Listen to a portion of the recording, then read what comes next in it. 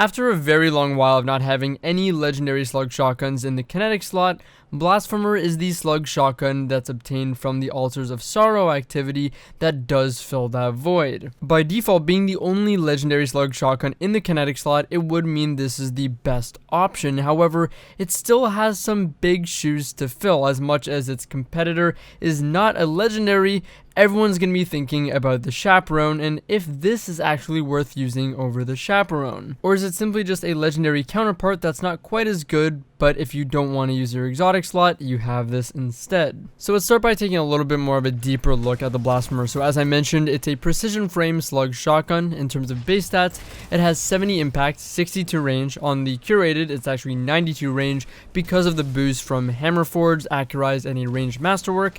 46 stability, 49 handling, 49 reload, 61 aim assist, and a 6 bullet magazine. Oddly enough, compared to other legendary slug shotguns, this actually has lower base stats in nearly every area and all the main key areas than the previous best options like Gnora's Axe as an example. However, the one stat it really excels in, which is a massive difference maker, is the aim assist stat. The Good Bone Structure has 35 aim assist and Gnora's Axe has 34 aim assist, meaning this slug shotgun has nearly double the aim assist of those previous legendary slug shotguns. I know it's not the most glamorous thing to talk about on weapons, but in Destiny, the aim assist stat seems to really dictate the consistency or the feeling of consistency of a weapon. We've seen it across so many weapon types, snipers, hand cannons. If you even look at the best hand cannons right now, let's take Spare Rations as an example, it feels so responsive and very consistent with a high rate of fire. And if you look at the stats, it has a 92 aim assist stat. So having a higher aim assist stat usually means you're going to be hitting headshots more consistently, which is a big deal on a slug shotgun because of course you need to hit the head in order to get a one-shot kill. And as I mentioned, with nearly double the aim assist stat of previous legendary slug shotguns, you're going to be able to do that pretty well with this shotgun. Now let's talk about some of the key perks on this weapon. In the first slot, you have Quick Draw. That's really the only perk worth going for. It's the most significant perk and it's such a very necessary perk in my opinion when it's available on a shotgun. And in this case, especially since there's really a lack of shotguns with Quick Draw in the kinetic slot, you really want to go for Quick Draw on this shotgun.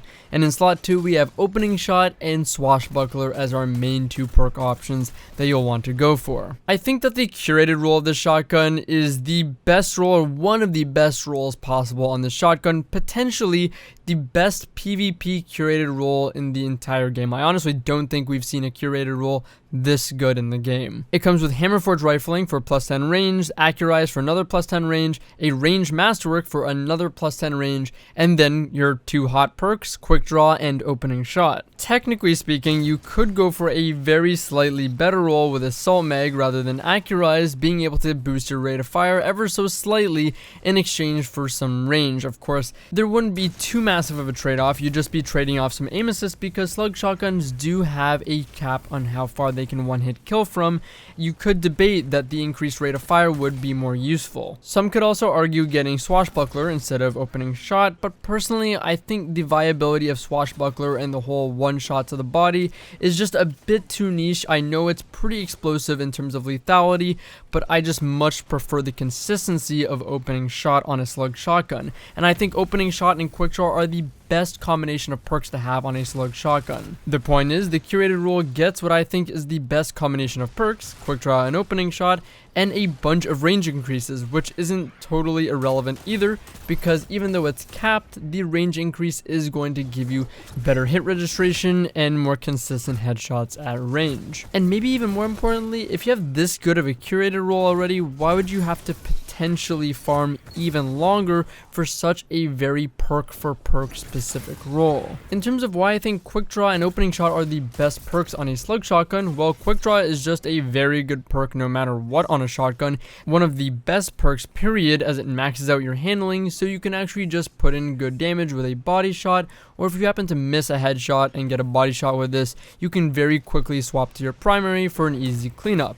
Or conversely, you can just put in a little bit of primary damage damage, then swap and clean up with a body shot of the Slug shotgun. Lastly, quick draw lets you quick swap from your primary to your shotgun to combat other aggressive shotgunners or rushers of some sort. I like opening shot and Slug shotguns because I think it gives them an unparalleled degree of consistency. It maxes out their range potential in terms of one hit kill range and aim assist for the best damage output possible and most consistency hitting headshots, which again is just so important for Slug shotguns. In terms of one hit kill range, unfortunately the Blasphemer isn't any sort of an outlier or anything special.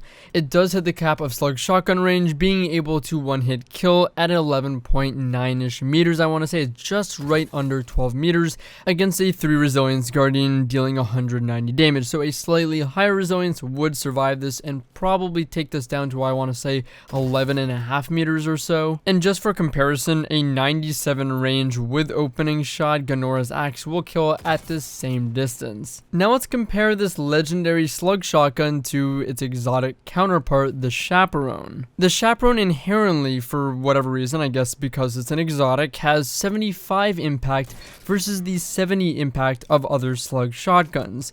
This extends its one hit kill range up to 13.5 meters roughly versus a 3 resilience guardian, so again, higher than that, you can expect probably 13 meters. And of course, with its exotic perk active, the Roadborn, it gets a very extended one hit kill range of, I believe it's 17 or 18 meters.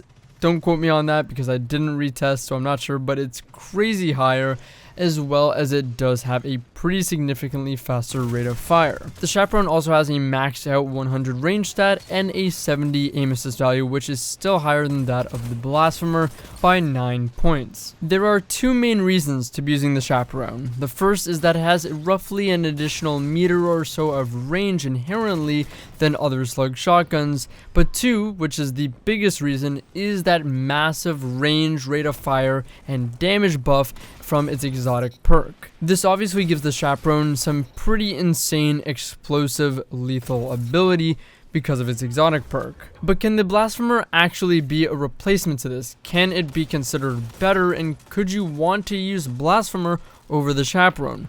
Personally, I think so, and Blasphemer has kind of filled the spot of Chaperone for me for a couple of different reasons. The Blasphemer still has a plenty competitive one-hit kill range. It of course has opening shot to make sure that's always very consistent, and perhaps more so have a ton of aim assist, so you're gonna get headshots easier. I think even though Chaperone does have a very high range and high aim assist stat, I think that opening shot does feel more consistent and does actually lead to headshots more consistently on an average basis. Next, again, like I mentioned, is quick draw. I know that Chaperone does have a pretty high handling stat, however, it's not as high still and not as fast of a swap speed as the Blasphemer, and what this allows you to do is keep up with shotguns like the Mindbenders, which is very popular because of its quick draw ability. So you can, like I mentioned, put in damage with a hand cannon or a primary, very quickly swap to this Blasphemer, and then clean up. Or vice versa, put in a body shot of Blasphemer, swap out to a primary, and then clean up with the primary. What really ties this all together though, what really makes this shotgun insane with this set of perks,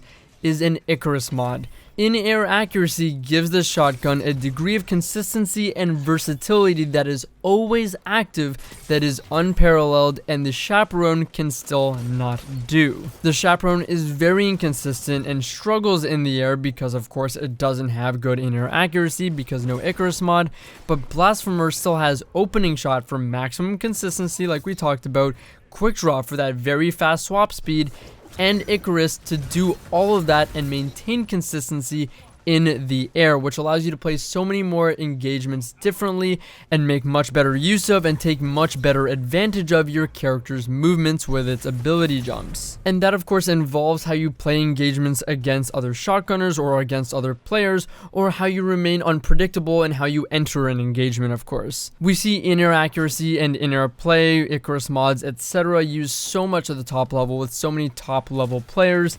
It's no wonder why, because it gives you so much versatility and so much room to take advantage of your character's movement. As much as at the top level and in 3v3 competitive play, I do think that the Blasphemer is going to be a better choice because of its consistency and versatility than the Chaperone.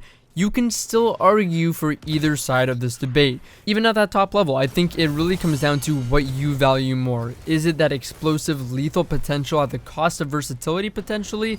Or do you think you just want the most consistency and versatility possible at the cost of less lethal potential? For me, I'm kind of leaning towards the versatility and consistency of Blasphemer, but I'd love to know what you guys think in the comments below, so let me know. Anyways, thank you guys so much for watching the video. I hope you enjoyed the discussion and the little breakdown of Blasphemer. If you'd like to see more content like this, then check me out on Twitch. I stream pretty frequently, twitch.tv/Drewskys. The link is in the description. Again, thanks so much for watching. I hope the video was enjoyable, and I'll see you guys in the next one. Take care.